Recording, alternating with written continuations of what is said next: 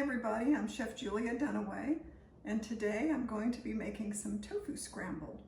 And tofu scramble is one of those things that lots of people who eat whole food, plant-based, no oil, the way I eat, like to make. It's easy, everybody likes it, and one thing I like about it is you can use whatever you have available. So what inspired me to make it today is my harvest in my garden is coming in so well. Like I went out right before this video and picked these peppers. I have everything from bell peppers to jalapenos and Fresno chilies. I don't even know what these are. There's some kind of bell pepper, I believe, a sweet pepper. I've got Serrano chilies and everything you can think of. So I've got to find a way to use some of these peppers, and I use them in tofu scramble. Then I also have lots of onions that I harvested. So I've got a huge onion crop. I'm gonna grab a couple of these onions, not use the store-bought one, use some onions from the garden. I'll use 2 of these. And I actually have a red onion that I had used for something else. I'll use the rest of that. So I really am finding ways to use things. And tomatoes, I have all these little different odds and ends of yellow tomatoes and cherry tomatoes. So it's a good way to use up different kinds of produce that you have around. You can put things in it like, I'm not going to do it today, but you could put in zucchini. You can put in, I'm going to use some mushrooms, not too many. I don't want it to be too overpowered with mushrooms, but you could put mushrooms in it. It just depends on what you like. I'm going to get my burner turned on. I've got my skillet that we're going to be cooking our vegetables in, and I also need to get my vegetable broth ready to use. I just made this quick vegetable broth, vegetable stock. I'm gonna strain it really quickly. I didn't make a lot, but you can see what's in it. It is basically just carrots, celery, and onions, garlic, and some green lentils.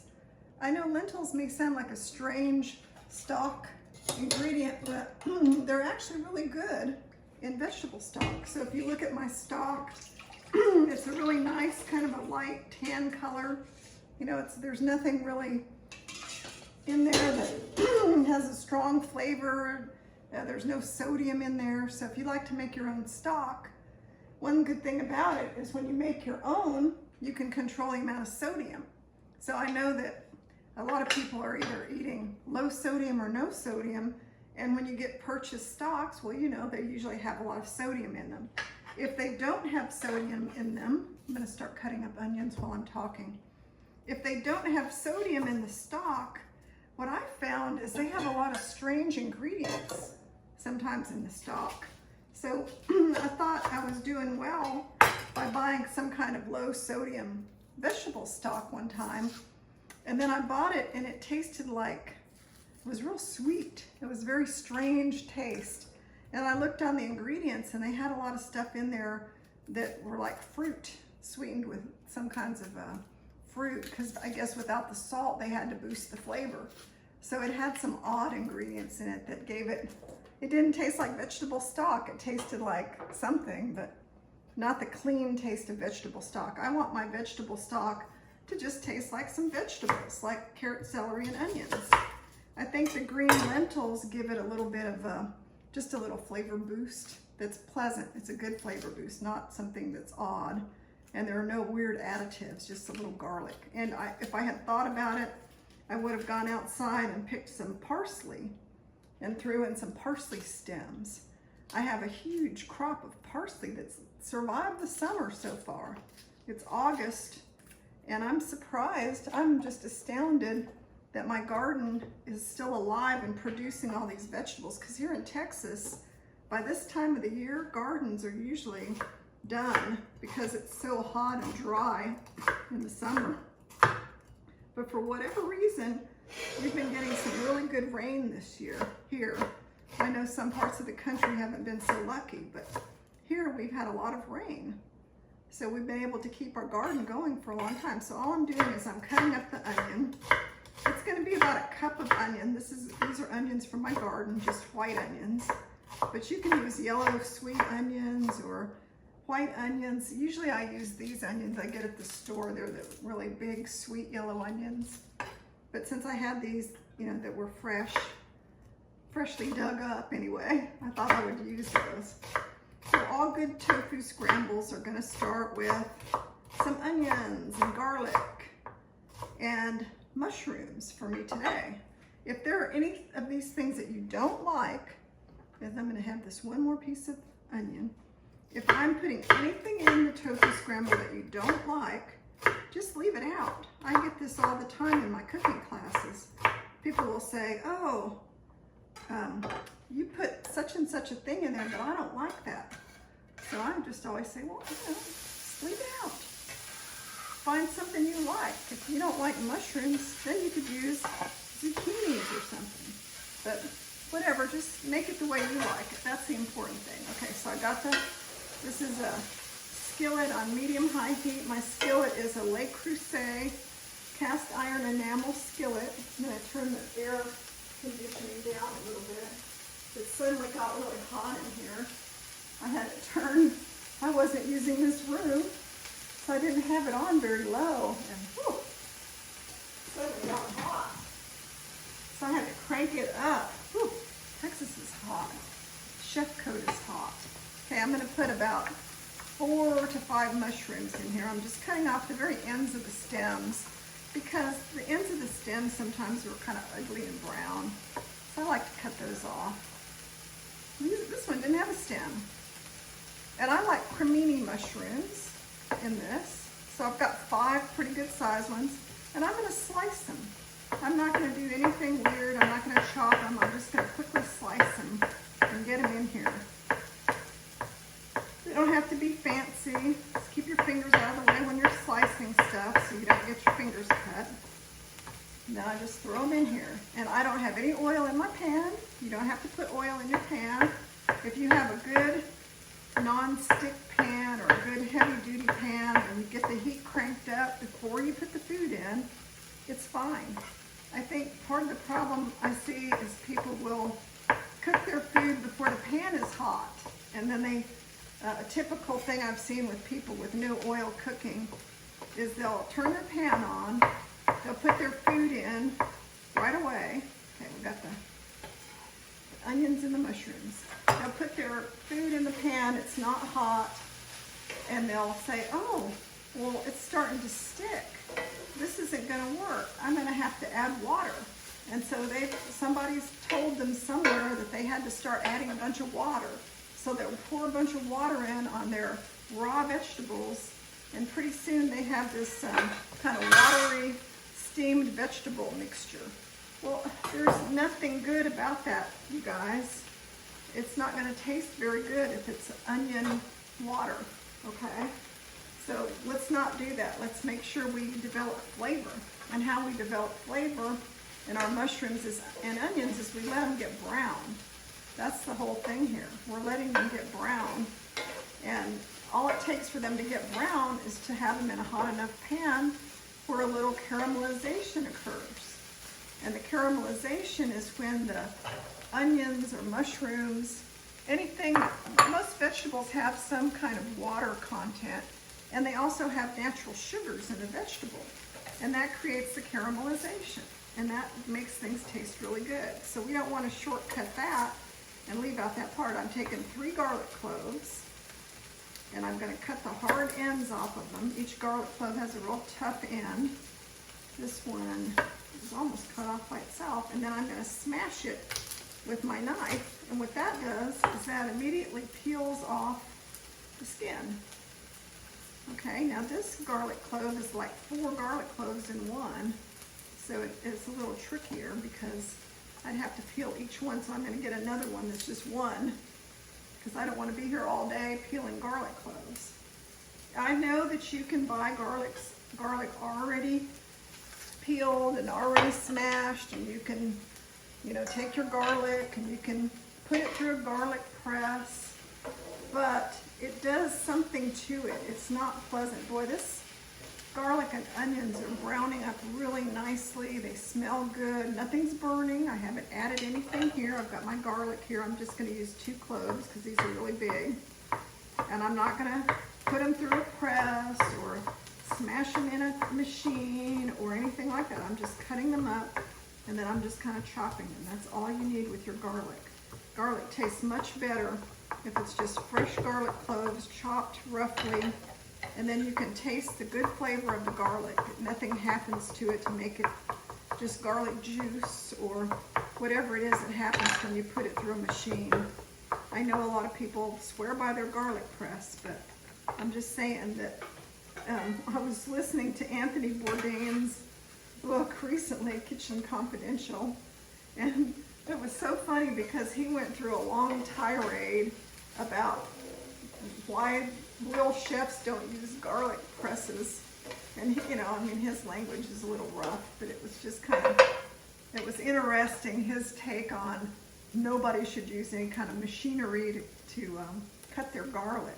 So then what I do is, after I get it going well, it's been 3 or 4 minutes, then I add a couple of tablespoons of the vegetable stock. Not too much, and I cover it with the lid. I reduce the heat and cover it with the lid. And what that does for me is it gets the onions cooked all the way through. Because before, I used to notice in plant-based dishes that I would eat that the onions would always taste kind of underdone. And the reason is, that I think it is, I'm not sure if it truly is that when you're cooking with no oil, you don't get the oil that gets everything kind of broken down and cooked, that you get the taste of this, you know, kind of oil fried food, which has a really good flavor. But when you're not using any of that, if you don't cook your vegetables all the way, they just taste like they're still raw. They just have kind of a bitter taste. So I started, you know, sautéing them and everything, but then I would cover them with the lid for 3 or 4 minutes, and that made all the difference in the world. So that's when I add a little liquid, cover them up, make sure they get done all the way through. Then we can brown them some more. Oh, I didn't put in my red onion, but that's okay. We can use that for a garnish. So peppers, what peppers am I gonna use? I can use jalapeno. I can use, I think, I picked a couple of Serrano chilies right before I came in the house. I think I'm gonna put in 2 Serrano chilies because I really like them in this dish. They're really assertive. I found a habanero, first one. I don't think I'll put that in. I think that might make it a little spicy, but if you like it really spicy, go for it. Nothing wrong with that. Some people like super spicy peppers. So I'm gonna get the rest of the 2 peppers, and oh, I didn't even bring my recipe in here. That's how well I know this dish. And a couple of Roma tomatoes.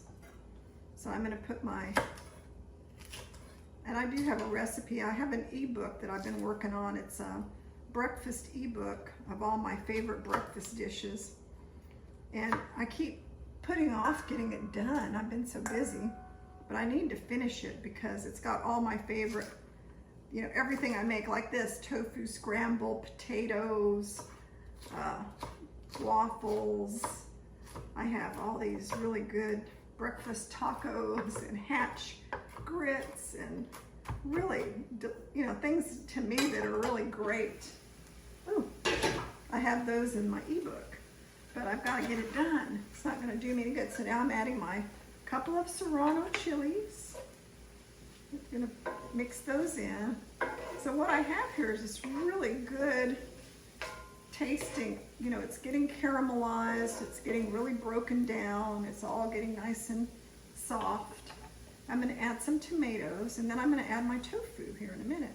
And on these tomatoes, I'm just cutting the outside part. I'm not going to use the inside part because I don't want all those tomato seeds. So I'm just kind of cutting around the outside of the tomato. And that's just a way that you can get maximum use of your tomato, but minimum amount of tomato seeds.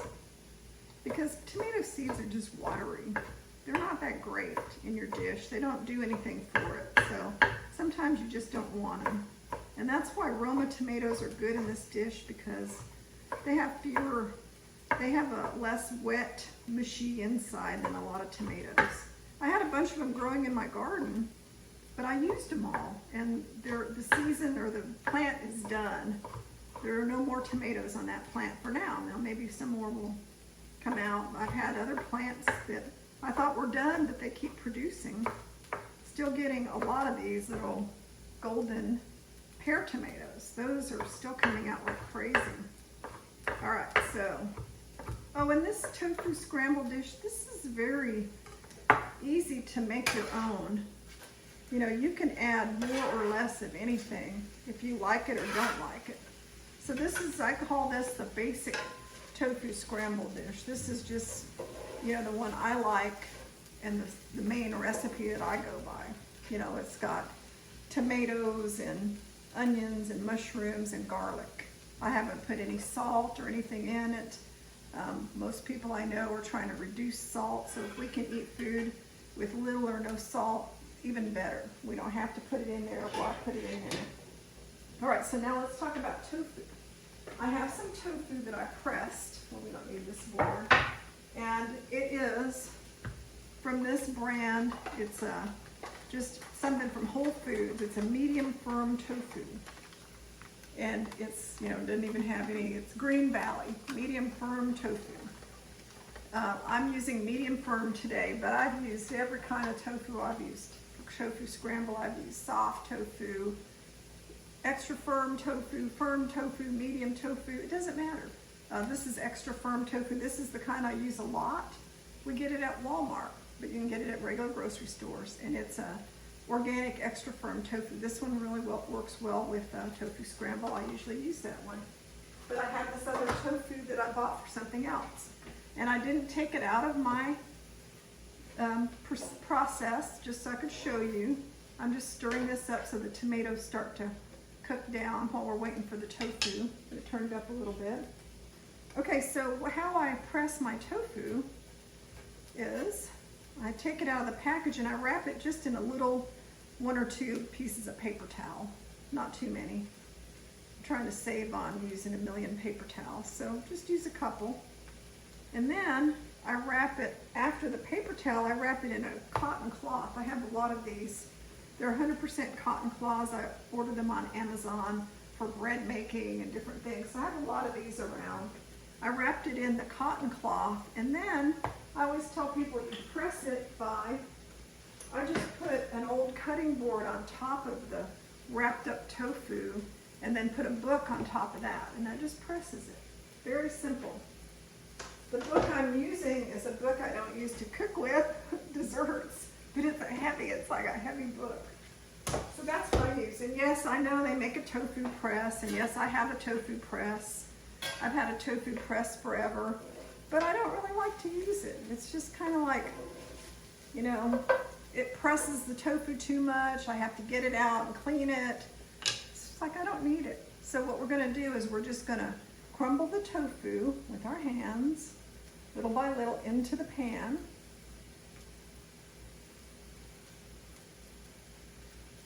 And the reason I press it is because I don't want the tofu to be watery. I used to make a recipe for tofu scramble when I first started making it, and it didn't even tell you to do anything. It just said to drain the tofu and then crumble it in. Well, it always tasted kind of mushy. Didn't have any flavor. But the thing about pressing the tofu really well is that gets all the moisture out of it. Well, so then it's able to suck up, absorb the flavors of your food. So if your tofu is a big wet mass, it's not going to absorb the flavors of the onions and the mushrooms and the tomatoes and all the other stuff we're going to put in here. The Serrano chili. All right, so we've got our tofu in here now. We can break it up some more. But remember, it's supposed to look like a scramble. All right, so we just leave it in here and let it cook, but we're going to add our other seasonings and then cook it for a while with other seasonings. And we can add a little more of our vegetable stock. And this is where you can start adding whatever you like. Because we've already got garlic in here. We've already got veg stock. And we've already got flavor from the tomatoes and the mushrooms and the onions. So we don't have to add a lot of stuff. But the typical seasonings in tofu scramble usually are things like turmeric, which gives it the color of eggs, right? So yellow turmeric, and we don't want to add a lot because we don't want it to be too strongly flavored. So I'm going to add, I think, a half a teaspoon. would be enough. This is not a half a teaspoon, it's a fourth of a teaspoon, but that's the first thing I grabbed. So we'll put our turmeric in there, a little paprika, again for color, but we're just we'll just sprinkle some in. We don't want it to taste too much like paprika, but it's for looks. Another common tofu scramble ingredient is black salt. Black salt, kala namak, gives it the taste of egg. So if you're trying to make tofu scramble, you know, replacement for egg, this is really good because it has that flavor. And we will put a fourth of a teaspoon of kala namak in here. Now, some people like a lot, but I'm more of a conservative person when it comes to strongly flavored things. I tend to put less in and then go back and put more later. And the same is with nutritional yeast. Let me stir this around a little. I am not the biggest fan of nutritional yeast. Turn it down. It's starting to stick a tiny bit, so here's my vegetable stock here. I can easily put in a couple of tablespoons of that so that it comes right off my skillet, nothing's sticking now.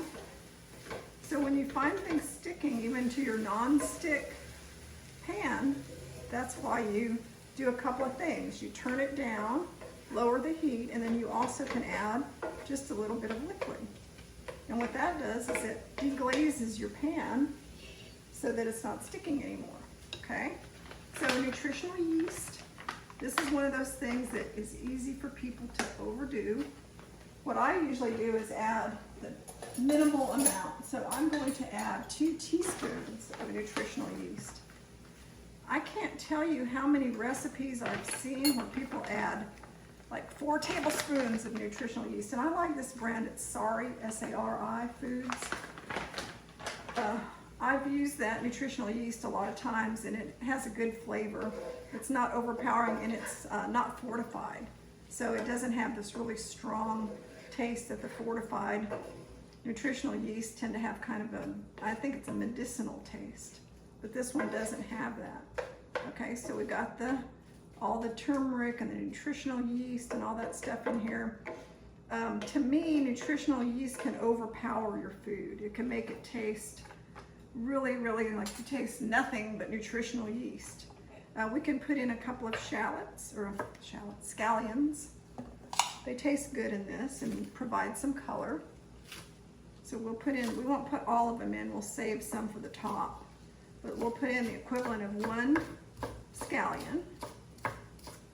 And I know it's already got onion, but scallions make things look really nice because they're kind of a bright color. We'll put that in. It makes it look good, and I've saved some to put on top, so I'm going to go ahead and chop those and keep them on my cutting board. Another ingredient we can use is lemon. So we can take a fresh lemon, and we're just going to squeeze some of the fresh lemon in here. And that, you know, this builds flavor. Acid tends to brighten up food, and so the acid in lemon is like a half a lemon. The acid in lemon will brighten it up and make it have a really good flavor. And it's not sticking anymore because I reduced the heat, but it's cooking. Another thing that I like to add, and I know a lot of people don't go along with some of the stuff I do because it's just me, but I'm half Japanese, so I like soy sauce. So I put a little low sodium soy sauce in there. When I was a kid, I put soy sauce on everything, and I'm still like that. Like, we would eat grits from the American grandmother, and my mother started putting soy sauce on her grits, and my father was like appalled. Oh, no, you don't put soy sauce on grits. And well, the kids, my brother and I, we were like, hey, yeah.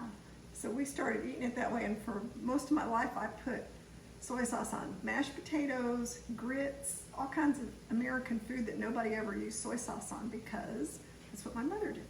Okay, so another thing you can use instead of all this turmeric and nutritional yeast and paprika and kala namak is there's a thing called Fresh Jack's Tofu Scramble spice mix, and I order it from a company called Fresh Jack's. I don't have any affiliation with them, I just like their company. And you can put 3 tablespoons of this in and make tofu scramble and not have to get any of those other things out. So I've done that before. I didn't do it today because I wanted to show you how to use just your regular spices. Okay, so now all we have to do is let our tofu scramble cook for a few more minutes, and then we're going to do some plating and show you ways that you can use it. So I think I've got all the ingredients in it. I'll go back through and look at my recipe here in a minute, and then we'll come back and do the rest of this recipe. So I'll be right back. All right, look how good this looks. It's been cooking. You have to cook it for about 10 or 15 minutes because we want all the flavors to come together, and they won't if we just, you know, cooked it briefly and then we're done. We want it to really develop all these flavors. And we could add a little freshly ground sea salt and some freshly ground pepper. And we also have some cilantro. So I've got that, but I think I'm gonna use that more toward the end. I'm gonna put this, I'm gonna get some on my cutting board here, and we'll use it here in just a minute. So what I'm gonna do is I'm gonna plate one of these up, and then we'll talk about other ways you can eat it. I have some really good yellow corn tortillas, and these are made by Sprouts, but there are also companies who make these, and the nice thing about them is they have a little flour and corn in them, so they're able to make these without oil. So I use these, and you can make little wraps with them. You can use them for tacos, and also La Tortilla Factory makes a similar one as well. It's made with corn and flour and no oil. So those are the ones I use. Another thing we can add to our tofu scramble here at the end is we can add some couple handfuls of spinach. I like to eat lots of greens, so this is a good way to get a lot of extra greens in, and they just wilt very quickly, and you don't even notice them. For whatever reason, spinach is one of the quickest cooking vegetables you can eat, and it will just turn into nothing very quickly, and you don't even notice it's in there. And while my tortilla is cooking, I've got my spinach in here, and then I've got my nice warm tortilla in another pan. I'm gonna put it on a plate.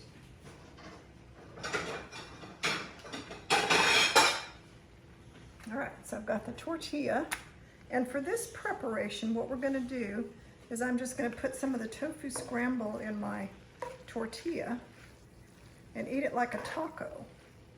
And this taco is soft because, you know, unless I put this in the air fryer or something, the tortilla is not gonna be crispy. It just can't be because, you know, we have to use oil to make it crispy, right? So I've got the tofu scramble on here. I'm gonna turn this burner off. I can put a little bit of my scallions, a little bit of my cilantro, and then I'll be right back with the finished taco and we'll actually eat it. Okay, so our finished taco is right here. And as you saw, I have the tofu scramble on here, but I added some sliced avocado and I added a little cilantro, and now I can add some of this, it's like a green salsa, tomatilla, kind of salsa verde. I like that. This is a brand that my husband always has on hand that he gets at the grocery store, but I'm sure people have their own sauces. And then another thing that we can add is cashew milk yogurt. It's unsweetened, and it kind of makes things taste like they have some kind of crema, sour cream, something a little creamy. But a little goes a long way, and it doesn't have a very strong flavor. So I've been using it on things where I would have used sour cream. So there we have it. We have our whole tofu scramble taco with avocado, cilantro, crema from cashew cream.